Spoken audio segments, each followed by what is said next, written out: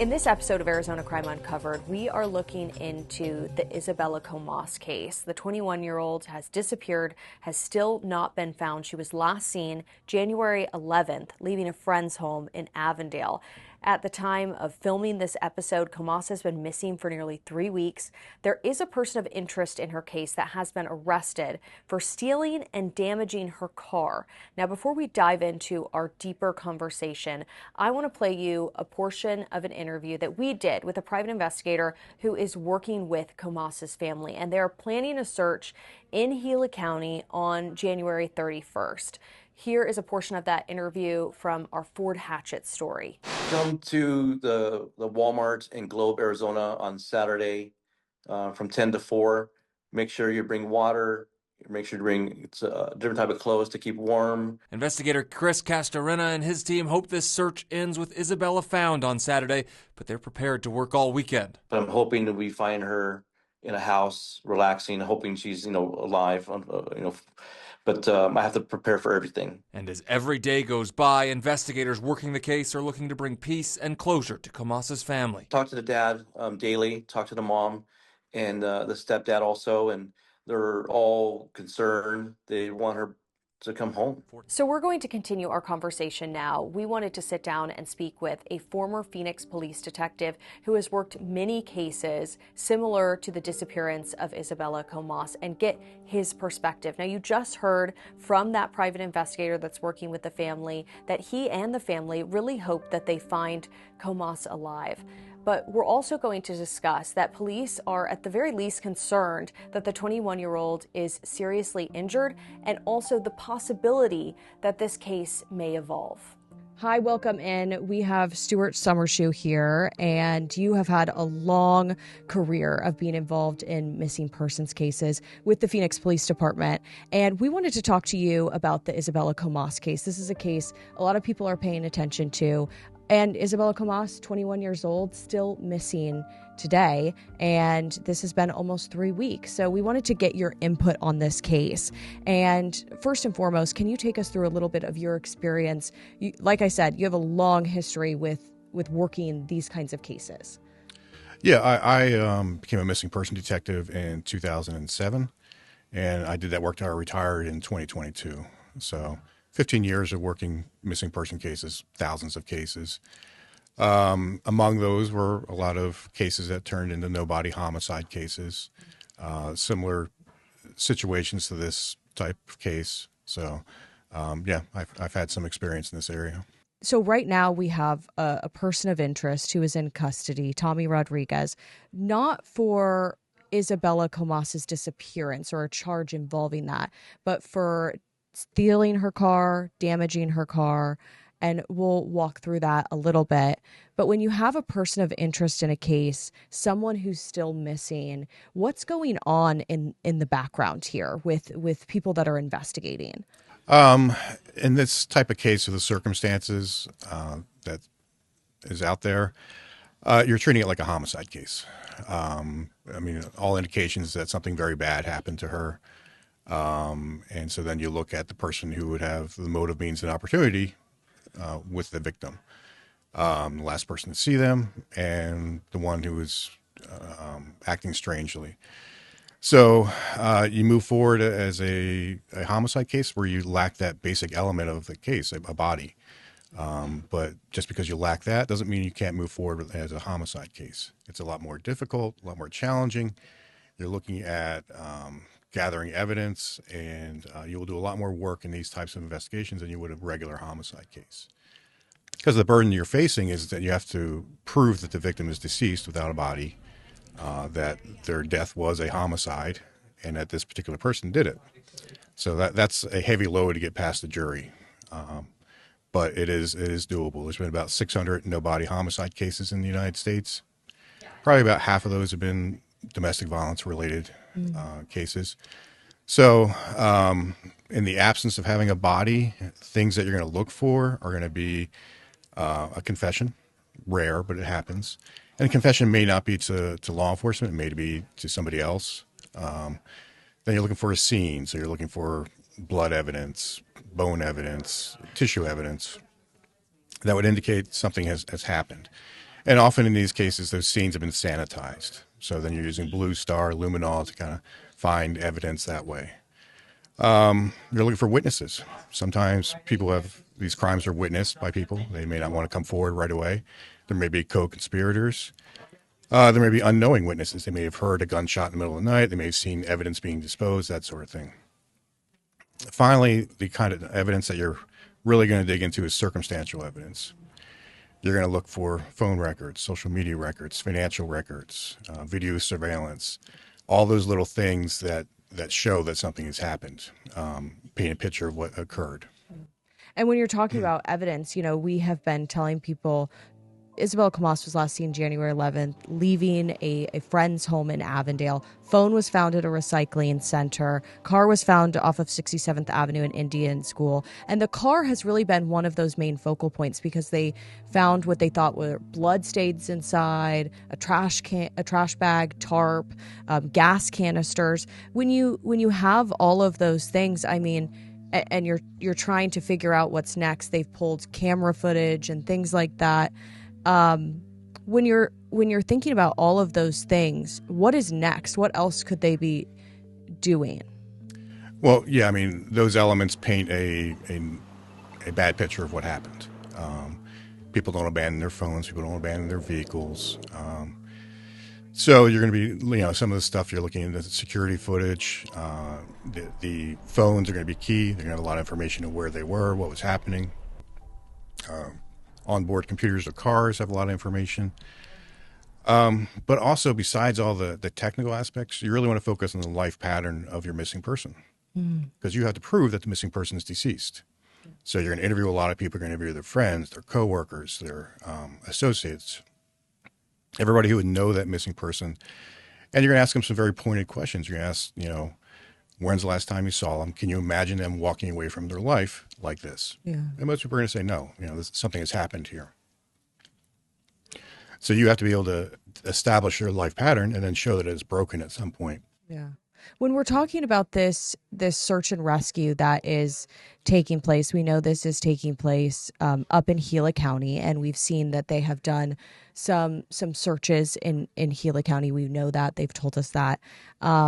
There's going to be another one. They call this a search and rescue event. People are they want them to bring ATVs, motorcycles. We know police are also aware of this and are going to be out there. After 3 weeks, how hard does a search like this become? It's increasingly difficult. The desert is like the Pacific Ocean. Remains that are in a desert are going to disintegrate very quickly. Animal activity, just the heat of the desert. It's very harsh on human remains. Excuse me. So you're going to be looking for very small pieces of evidence, bones, clothing, that sort of thing. So any civilian searchers, hikers, hunters, if they find something, don't touch it, call the police. Yeah, and they said, police are going to be out there just in case there is evidence that is found. And we want to remind people kind of the reason that they're up in this area, I believe, is because a man who looks like Tommy Rodriguez, the person of interest in all of this, a romantic partner of Isabella's, was spotted driving that car up in the Globe area. And they used license plate readers, cameras, things like that. So that is most likely why they're up there. It sounds like pieces of the puzzle are leading them there. And you kind of have to follow those pieces. Is that right? Yeah, every little piece shows what occurred. And there's probably a lot of information that we don't know about that's going on in the background. There's financial records, that sort of thing. So yeah, all these things lead to where possibly the person is at, but you may not find a body. That may be the fact of this case. Yeah. And Tommy Rodriguez, so he is still in custody for those other charges that are still related to the case, but not related to specifically her disappearance, I guess you could say. The charges are, criminal damage and theft of a car. When you're thinking about this investigation, obviously there are ways that people are like, no, I'm not going to talk. We know that he's talked to police. Do you think they're hoping that something happens, that he, comes forward with something, or maybe there's a jailhouse call or something? In my experience, the suspect profile in these types of cases, they rarely confess. If they're control and coercion, that very much the control is where that body is at, and they're going to hold on to that. But it also, while he's in custody, they can work on the case. If you have charges, put him in, arrest him for that, then work on the homicide case. And I suspect that's what's going on here. Okay. And I know I was telling you, one of the things that I'm sure investigators are looking at is what has led Tommy Rodriguez to where he's at in his life right now. We know that he served prison time for murder that happened when he was a teenager. We know that he was allegedly stalking his ex-girlfriend and had come at her with a machete and a hammer, according to court records. Is that something that they're looking at as maybe this is a pattern? Maybe he had something there. Yeah, very much so. I mean, past behavior, predicts future behavior. And domestic violence is very much an element of these cases. So if you have that in the past, it's probably something that is occurring in this case. Yeah. I know you've worked with so many families that have gone through something like this. What's your message to those families when they're going through something where they don't know where their loved one is, they have someone who's in custody, and you're just trying to figure out what happened? I would tell families they're going through the worst stress they can go through in their life, not knowing where their loved one is at. So I always recommend, make sure they're taking care of themselves, getting proper sleep, getting proper nutrition, that sort of thing. And be cooperative with law enforcement. They're going to need information from you. Give it. And maintain some level of hope, but be realistic. Yeah. The amount of time that has passed is an indicator that something bad has happened. Yeah. Concerning at the very, very least. Yes. You can help law enforcement by obtaining identifiers, dental records, providing DNA, fingerprints. So if there is something that is found, identification can be made very quickly then. Yeah. We were talking about, and I kind of want to revisit, we were talking about all the different places that, you've seen searched. Now we're talking about the desert and specifically Gila County as a whole. I mean, we were driving around there and I was thinking, oh my gosh, there's just so many places that you could search. I mean, do you think that they are going to look for, did he have ties to this area? Had he been visiting this area? Is there pings on a cell phone? What is that process like? Yeah, I mean, their searches are very directed. Like you said, it's a huge area. So you can't just wander in the desert and hope you find something. You have to be realistic in what you're assessing and search it realistically. I mean, you can spend years, literally years, wandering through the desert to try to hopefully you find something. So I suspect that they have very much dialed into information they've uncovered in the case, cell phone activity, financial records, that sort of thing, to direct their search efforts.